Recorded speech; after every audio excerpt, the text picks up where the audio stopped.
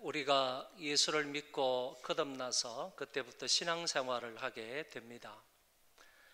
거듭나지 아니하면 그거는 신앙생활이 시작이 안 되는 겁니다. 그래서 반드시 그리스도를 믿음으로 인하여서 거듭나야만 그 이후로부터 신앙생활이다, 이렇게 말할 수 있습니다. 그때부터는 시작을 해서 죽을 때까지 주님의 거룩하신 모습을 닮아가는 과정의 시간입니다. 이거를 가리켜서 성화다 또는 성화의 과정이다, 이렇게 말합니다. 예수를 믿고 난 이후부터 죽을 때까지 또는 그리스도께서 재림하실 때까지 저와 여러분은 성화되어가는 삶을 살아야 하는 것입니다. 이 성화에는 성화의 수단이 있습니다. 성화의 수단을 흔히 말씀과 기도라 이렇게 말합니다. 하나님의 말씀을 부지런히 읽어야 되고, 그리고 말씀을 주의 깊게 들어야 되고, 열심히 공부해야 되고, 말씀을 암송하고 묵상함으로 그 말씀대로 지켜나감으로 인하여서 우리의 삶의 모습이 주님을 닮아갈 수 있게 된다는 얘기입니다. 하나님의 말씀을 제쳐두고 성화가 될 리는 없습니다. 하나님의 말씀을 주의하고 깊이 있게 묵상을 하는 그런 삶을 통하여서 우리의 삶이 거룩하신 주님의 삶을 본받아 갈 수 있다, 이런 얘기입니다. 아울러서 기도를 해야 합니다. 기도를 할 때 특별히 마음속에 여러 가지 죄악된 것을 하나님 앞에 철저하게 회개하고 그 모든 죄를 하나님 앞에 다 내어놓고 하나님으로부터 용서를 받아야 하는 것입니다. 회개를 통한 용서를 받아야 그 마음이 깨끗해지고 그 마음이 주님을 닮은 거룩한 마음이 될 수 있다는 얘기입니다. 그래서 말씀과 기도가 성화의 수단이다라는 사실을 우리는 깊이 명심을 하시고 날마다 하나님의 말씀을 가까이 하고 그리고 무릎 꿇어 하나님 앞에 기도하는 이 삶을 통하여서 거룩하신 주님의 그 모습을 닮아가는 저와 여러분들이 되어지시기를 바랍니다. 그래서 성경은 명확하게 말씀하시기를 하나님의 말씀과 기도로 거룩하여 짐이라, 이렇게 말씀을 하시므로 성화의 수단이 말씀과 기도이다 하는 사실을 말씀해 주고 있습니다. 오늘 본문의 앞부분의 말씀에 보면 하나님의 말씀에 관한 것이 두 구절을 거쳐서 나오고, 뒷부분의 말씀은 하나님의 은혜의 보좌 앞에 나아가게 되는 기도에 관해서 말씀하시는 것을 볼 수가 있습니다. 그렇다면 오늘 여기 히브리서 4장의 이 말씀은 결국 하나님의 말씀과 기도에 관해서 말해주고 있다고 한다면 이건 역시 성화의 수단에 관한 말씀이기도 하다, 이렇게 볼 수가 있겠습니다. 오늘 저와 여러분이 예수 그리스도를 믿어서 구원을 받은 사람이 되었다면 주님을 배울 때까지, 주님이 오실 때까지, 우리 인생이 마감할 때까지 이 두 가지 하나님의 말씀과 기도로 날마다 거룩한 삶을 살아야 한다, 주님의 거룩한 모습을 닮아가야 한다 하는 사실을 말해주고 있다라고 볼 수 있겠습니다. 이 본문을 크게 둘로 나누어서 첫째는 하나님의 말씀에는 능력이 있다 하는 사실을 말씀하고 있습니다. 성경에 하나님의 말씀은 살아있고 활력이 있다 그랬습니다. 여러분, 하나님의 말씀이 살아있고 활력이 있다 하는 이 말씀은 성경의 진리가 캐캐 묵은 것이나 아니면 낡아 빠진 그런 죽은 사조가 아니라 실제로 이 말씀은 살아 움직인다, 이런 뜻을 가지고 있는 것입니다. 그렇기 때문에 이 말씀은 살아 움직이기 때문에 죽은 영혼도 그 속에 들어가면 살리는 것입니다. 성경에 보면 위경 속에 빠져 있는 사람이라도 하나님이 말씀을 보내서 그 사람을 위경 가운데 건져내신다고 말씀하고 있음을 봅니다. 그러니까 이런 것을 볼 때 하나님의 말씀이 살아있지 않으면 어떻게 죽은 자를 살릴 수 있느냐, 그리고 위경에 빠져 있는 사람을 어떻게 그 말씀이 건져낼 수 있느냐, 이렇게 생각할 수 있기 때문에 하나님의 말씀은 분명히 살아 움직이는 역동적인 말씀이다 하는 것을 알게 되는 것입니다. 이것은 옛날 이야기나 아니면 누구의 사상이나 그리고 생명 없는 활자판이 아니다라는 것입니다. 이 말씀은 살아 움직이는 하나님의 능력의 말씀임을 믿으시기를 바랍니다. 그래서 성경은 분명하게 이렇게 말씀합니다. 하나님의 말씀은 영과 생명이다, 이렇게 말씀을 하셨고, 또한 하나님의 말씀은 살아있다, 이렇게도 말씀하시고, 더 나아가서 살아있고 영원하며 그 말씀을 통해 사람들이 거듭난다 하는 말씀을 베드로전서에서 하고 있습니다. 사도 바울이 데살로니가 교회에 편지를 보내면서 이런 말을 한 적이 있습니다. 너희가 말씀을 받을 때에 사람의 말로 받지 아니하고 하나님의 말씀으로 받음이니 진실로 그러하다. 이 말씀이 너희 믿는 자 속에 역사하느니라. 그러면 이런 얘기죠. 사도 바울의 말씀에 의하면 이 말씀이 너희 믿는 자 속에 역사한다고 그랬기 때문에 이거는 분명히 살아있는 말씀이다. 살아있는 말씀이 아니고서야 어떻게 믿는 자 속에서 역사할 수가 있겠느냐라는 얘기죠. 그래서 이런 말씀들을 근거해서 말할 수 있는 것은 하나님의 말씀은 살아있기 때문에, 그리고 활력이 있기 때문에, 운동력이 있기 때문에 믿는 자 속에서 역사합니다 라고 말할 수 있습니다. 그래서 이 말씀은 좌우에 날선 어떤 검보다도 예리하여 혼과 영과 및 관절과 골수를 찔러 쪼개기까지 한다라고 이어서 말씀을 하셨습니다. 이 말씀은 인간 영육의 모든 부분을 찔러 쪼개는 역사를 하신다, 그런 얘기입니다. 여러분, 세상의 의사들은 사람의 육체에 대해서만 영향을 줍니다. 만약에 내가 관절이 아프다 그러면 주사를 주든지 아니면 수술을 하든지 이렇게 해가지고 그것을 고통을 제거하면서 아픈 부위를 낫게 하지 않습니까? 그거는 아무리 유능한 의사라 할지라도 내 영혼은 건들지를 못하는 거예요. 영혼에 영향을 주지는 못하는 거예요. 아무리 뛰어난 그런 의술을 가지고 있다 할지라도 내 영혼에는 영향을 줄 수가 없지만은, 그런데 하나님의 말씀은 육체뿐만 아니라 여기에 그랬잖아요. 관절과 골수를 찔러 쪼갠다 그랬지 않습니까? 이것뿐만 아니라 앞에 보면 혼과 영도 찔러 쪼갠다라고 하셨기 때문에 세상의 의사들은 육체에만 영향을 줄 수 있으나 하나님의 말씀은 살아 움직이는 능력의 말씀이기 때문에 육체뿐만 아니라 영혼까지도 영향을 줄 수 있다 하는 것을 말씀하고 있는 것입니다. 그래서 하나님의 말씀은 사람의 전인격적인 부분에 큰 영향을 준다 하는 것을 히브리서 기자가 이렇게 말씀하고 있는 것입니다. 하나님의 말씀은 내 삶의 구석구석에 영향을 미친다는 사실을 믿으시기 바랍니다. 이 하나님의 말씀이 내 영혼이든 내 육체든 어떤 부분에든지요 도달하지 못할 곳은 없는 것입니다. 육적이든 영적이든 어느 곳에든 다 도달하여 하나님의 말씀은 나에게 전인격적으로 큰 영향을 끼칠 수 있는 능력의 말씀이다라는 것입니다. 다음 구절을 보면 이 사실이 명확하게 잘 드러나고 있습니다.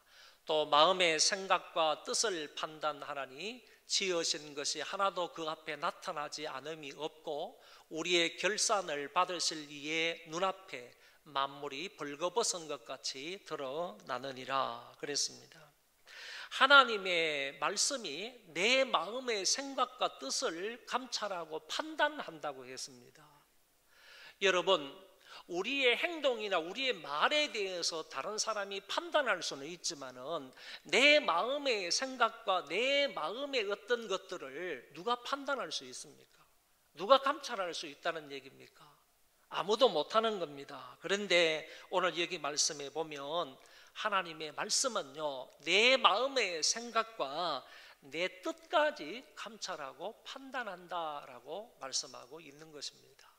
이것을 보더라도 하나님의 말씀의 능력이라는 것은 얼마나 대단한지를 알게 되는 겁니다. 이 사실 하나만 보더라도요. 그리고 이 말은요, 우리의 생각이나 동기나 태도나 의도가 선악을 불문하고 다 드러나게 된다라는 뜻을 가지고 있다는 얘기입니다.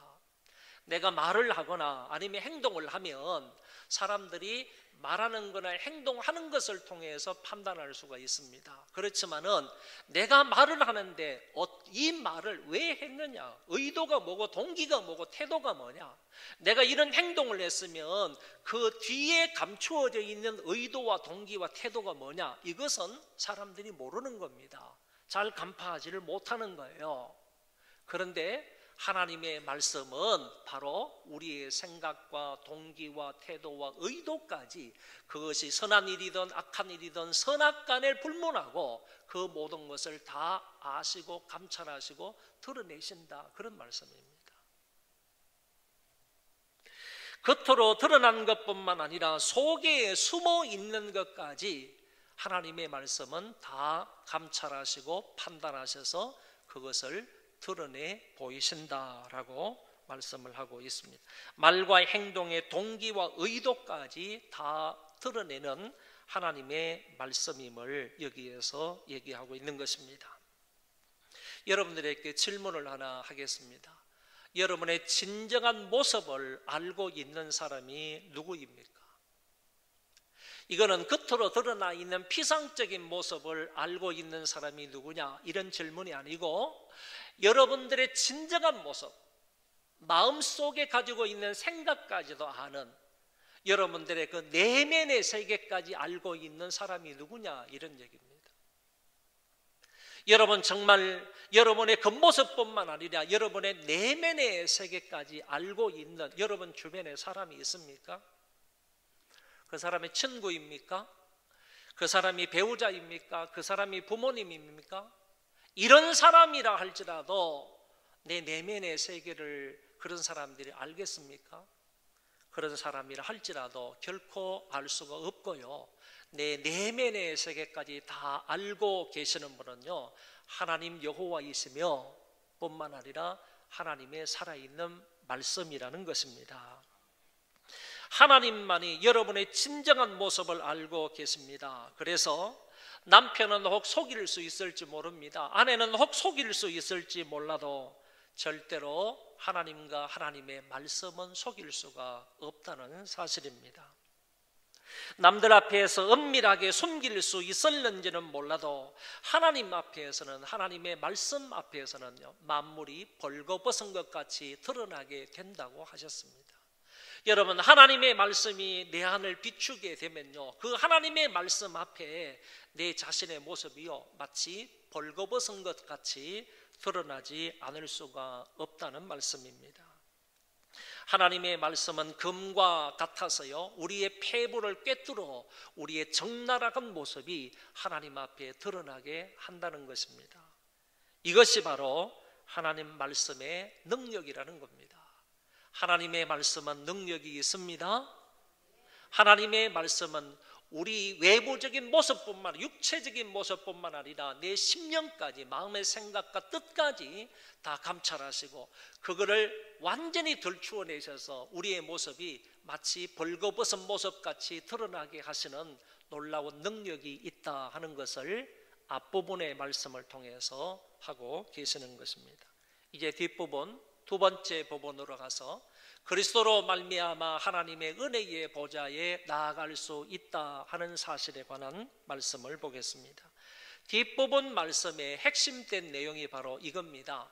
예수님의 이름을 굳게 의지하여 때를 따라 돕는 은혜를 얻기 위하여 하나님의 은혜의 보좌 앞에 나아가라 하는 말씀을 뒷부분 세 구절을 통해서 우리에게 보여주고 있는 것입니다. 그 가운데서 14절 15절의 말씀은 큰 대제사장이신 예수님을 소개하면서 그 예수님을 굳게 의지하라 하는 말씀을 두 구절을 통해서 하셨습니다. 여러분, 우리가 잘 알고 있는 것처럼 구약의 대제사장은 어떤 역할을 하느냐 하면은 백성들의 죄를 용서해 달라고 하나님 앞에 나아가서 제사를 드리고 기도하는 사람이 대제사장의 역할이고, 특별히요 1년에 한 차례씩 지성소에 들어갑니다. 대제사장이 아니고서는 절대로 지성소에 들어갈 수가 없는데 1년에 한 차례 대속죄일에 7월 10일 날 그 하루에 모든 이스라엘 백성들의 죄를 안고 속죄일에 대속죄일에 7월 10일 날 1년에 딱 한 번만 지성소에 들어가 가지고 제사를 드리는 겁니다. 피를 뿌리는 겁니다. 이때 피를 뿌리면서 모든 이스라엘 백성들의 죄를 용서해 달라고 백성들의 죄를 안고 하나님 앞에 나아가서 용서를 비는 자가 대제사장입니다. 그런데 이 대제사장은 자신도 연약한 죄인이기 때문에, 자신도 다른 이스라엘 백성들과 똑같은 죄를 범한 사람이기 때문에 자기 죄를 위해서도 먼저 피를 뿌려야 한다는 얘기입니다.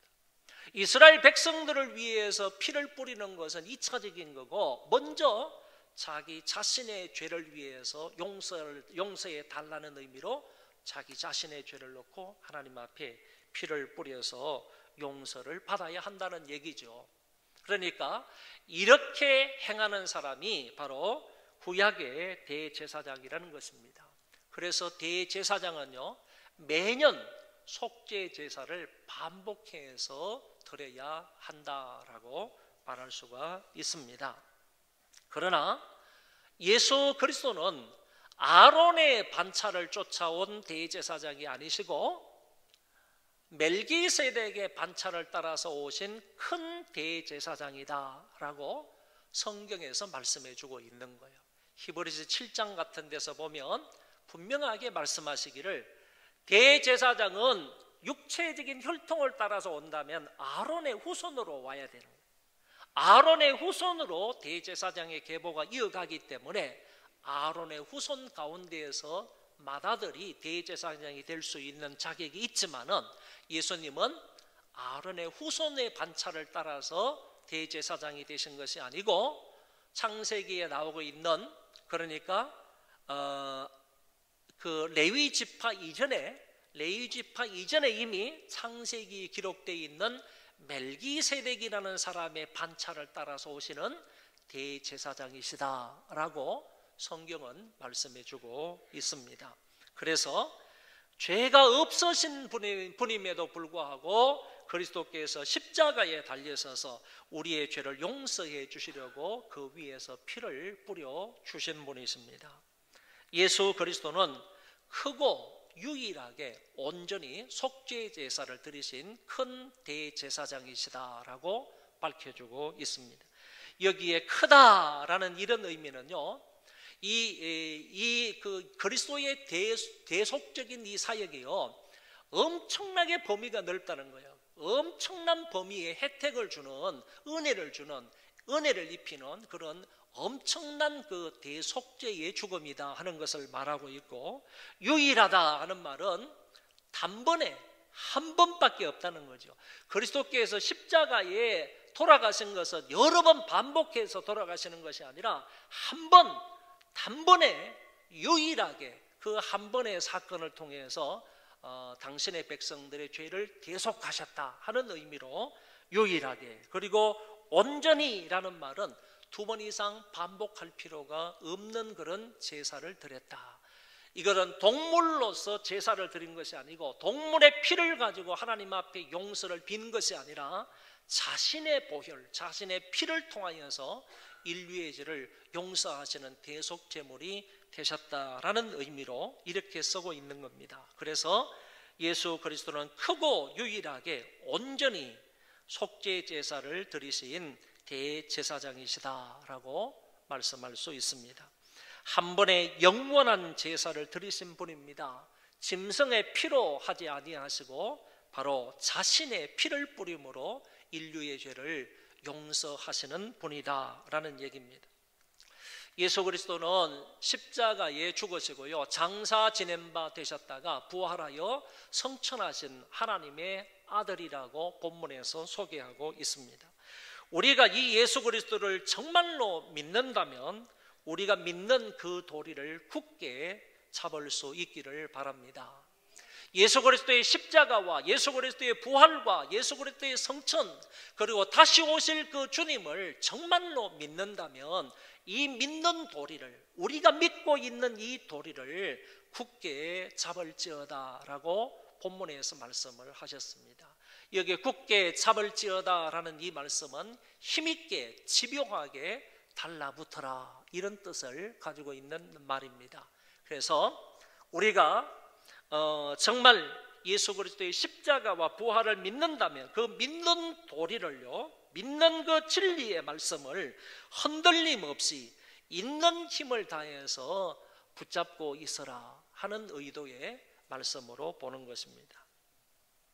구약시대의 대제사장은 구약시대는 대제사장을 통하여서 하나님 앞에 나아갔다면요, 이제는 예수 그 이름으로 하나님께 나아갈 수 있음을 본문에서 말씀을 하셨습니다. 예수를 믿고 성령을 선물로 받아야만 하나님을 아버지라고 부를 수 있고, 그럴 때만이 우리 하나님의 백성들이 하나님을 아버지라고 부르면서 기도할 수 있게 되는 것입니다. 이거는 놀라운 우리들에게 주신 특권이 아닐 수가 없습니다. 그래서 기도는 성령의 능력을 힘입어서 예수 그리스도의 이름으로 성부 하나님께 드리는 것이다 라는 사실을 명심할 수 있기를 바랍니다. 그래서 오늘 히브리서 기자는 본문 마지막 절에서 이렇게 말을 합니다. 다 같이 한번 읽겠습니다.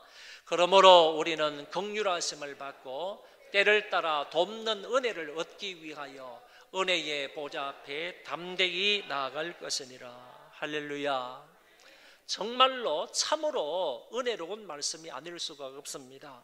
여기 보면요, 옛날에 우리는 하나님의 긍휼을 얻지 못하던 자였습니다. 그런데 이제는 예수 그리스도를 통하여서 하나님의 긍휼을 얻는 자가 되었다, 그런 얘기입니다.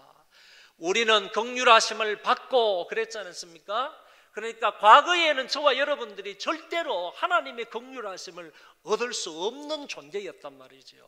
성경에 분명히 말씀하고 있습니다. 그런데 이제 예수 그리스도를 믿음으로 인하여서 하나님의 긍휼을 얻는 자가 되었다, 이렇게 말씀을 하시고요. 그리고 지금은 날마다 돕는 은혜가 필요합니다. 예수 그리스도를 믿고 난 이후에도 그렇죠. 그 이전에도 그렇지만 그 이후에도 계속적으로 날마다 우리는 하나님의 은혜가 필요합니다. 그런데 그 은혜를 얻기 위하여 예수님께서 우리에게 길을 열어주셨다는 겁니다. 우리에게 날마다 매시마다 은혜가 필요한데 그 은혜를 얻을 수 있도록 그리스도께서 길을 열어주셨다는 얘기예요. 그게 무슨 말씀인가 하면은 주님께서 이렇게 말씀을 하셨어요. 지금까지는 너희가 내 이름으로 아무것도 구하지 아니하였으나 이제는 구하라. 그리하면 아버지께서 주시리라 그랬습니다. 예수님께서 말씀하시기를 지금까지는 너희가 내 이름으로 아무것도 구하지 아니했다는 얘기예요. 어쩌면 구약시대 사람들은 예수님의 이름으로 아버지께 구한 게 없어요. 그런데 예수님께서 말씀하시기를 이제는 구하라, 내 이름으로 구하라. 그리하면 아버지께서 너희에게 주시리라. 우리가 예수 그리스도의 이름으로 하나님의 은혜의 보좌 앞에 담대하게 나갈 수 있는 길을 그리스도께서 열어주셨다는 얘기예요. 만들어주셨다는 얘기예요. 그러니까 우리는 이런 놀라운 특권을 받은 자들이기 때문에 그리스도의 이름으로 날마다 필요한 은혜를 얻기 위하여, 긍휼을 얻기 위하여 하나님의 은혜의 보좌 앞에 나아갈 수 있게 되었다고 말씀하십니다. 그래서 우리는요, 중보자 예수 그리스도의 이름으로요, 하나님 아버지의 은혜의 보좌 앞에 나아갈 수 있게 된 것입니다. 여러분 생각해 보십시오. 이게 얼마나 놀라운 은혜인지 한번 생각해 보시라는 겁니다. 전에는 긍휼을 얻지 못하던 자가 이제 하나님의 긍휼을 얻는 자가 되었죠. 전에는 하나님 앞에 나아갈 수도 없던 자들인데 예수 그리스도께서 길을 열어주심으로 예수 그리스도의 이름으로 이제 담대하게 하나님의 은혜의 보좌 앞에 나아갈 수 있게 되었으니 우리 예수 믿는 사람들이 얼마나 큰 놀라운 특권, 놀라운 은혜를 받았느냐, 그런 얘기입니다. 오늘 저와 여러분들은요, 만물의 주권자이신 하나님 앞에 종된 모습으로 두렵고 떨리는 마음으로 나아갈 수 있습니다. 뿐만 아니라 만왕의 왕이신 하나님에게요, 신하된 모습으로 하나님을 경외하는 그런 마음으로 나아갈 수도 있습니다. 그렇지만은요, 하나님 우리 아버지가 되시는 그 하나님께, 성부가 되시는 그 하나님께요, 자녀된 모습으로 담대히 은혜의 보좌 앞에 나아갈 수 있게 된 것이 얼마나 큰 영광이고 얼마나 큰 은혜냐, 이런 얘기입니다. 그 하나님의 보좌가요, 과거에는 위험과 심판의 보좌일 수 있으나요, 이제는 예수 그리스도로 말미암아 은혜의 보좌가 되었습니다. 이 하나님의 은혜의 보좌에는 없는 것이 없습니다. 영적인 것도 다 있음에요, 아울러서 우리에게 필요한 육적인 것도 다 하나님의 은혜의 보좌에는 다 있는 것입니다. 믿음도 있고요, 은사도 있고요, 평안도 있고, 용서도 있고, 사랑도 풍성합니다. 아울러서 물질도 풍성하고요, 부귀 영화도 있으며 건강도 있는 것입니다. 하나님의 손안에는 이 모든 것들이 다 풍성하게 있다는 얘기입니다. 영적인 것뿐만 아니라 육적인 것도요, 하나님의 손안에는, 하나님의 보좌에는 없는 게 없다는 얘기입니다. 우리가 생각할 수 없는 것까지도요, 하나님께서는 다 풍성히 마련하시고 준비하고 계시는 것입니다. 무엇보다도요, 이 하나님의 보좌에는 하나님의 긍휼과 은혜로 풍성합니다. 사랑하는 성도 여러분, 예수 그리스도의 이름으로 이 은혜의 보좌 앞에 담대하게 나아감으로 하나님의 그 은혜와 긍휼하심을 날마다 풍성히 덧입는 저와 여러분들 되시기를 바랍니다. 여러분, 이 시간에 제가 몇 마디 말씀을 읽어드리도록 하겠습니다.